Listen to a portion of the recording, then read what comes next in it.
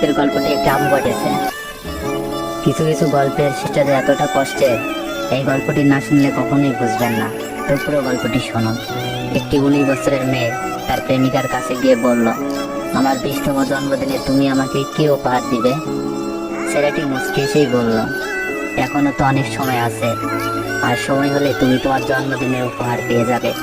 বেশ কিছুদিন যাওয়ার পর একদিন হঠাৎ করেই মেয়েটি অজ্ঞান হয়ে যায়। বাসার সবাই বেশ অস্থির হয়ে পড়ে, কিছুই বুঝে উঠতে পারছিল না কেউ কি হয়েছে মেয়েটার। তারপর সবাই মিলে তাকে হাসপাতালে নিয়ে যায়। হাসপাতালের ডাক্তার অনেক পরীক্ষা নিরীক্ষা করার পর তার পরিবারকে বলল, সাদিয়ার হার্টে একটি ফুটো ধরা পড়েছে। এখন যদি খুব তাড়াতাড়ি হার্ট পরিবর্তন না করা হয়, তাহলে হয়তো সাদিয়াকে আর বাঁচানো সম্ভব হবে না। সবাই এই কথাটি শুনে কান্নায় ভেঙে পড়ল। সাদিয়ার মা বাবা কিছুতেই মেনে নিতে পারছিল না। সাদিয়ার প্রেমিক সাকিব তার বিষয়ে ডাক্তারের কাছ থেকে সবকিছু শুনে বলল, এ কিছুতেই হতে দিবে না সে। তারপর সাকিব মেয়েটির রুমে গেল, দেখলো তার ভালোবাসার মানুষটি বিছানায় শুয়ে আছে।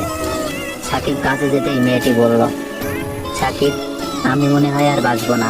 সাথে আর চোখের পানি মুছে দিয়ে সাকিব বলল, কে বলেছে তুমি বাঁচবে না? তুমি খুব শীঘ্রই ভালো হয়ে যাবে। মেয়েটি বলল, তুমি কি করে জানলে?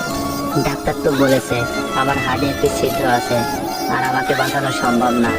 দূর পাগলি, তোমার কিচ্ছু হবে না, দেখো তুমি ভালো হয়ে যাবে। এভাবে বেশ কিছুদিন যাওয়ার পর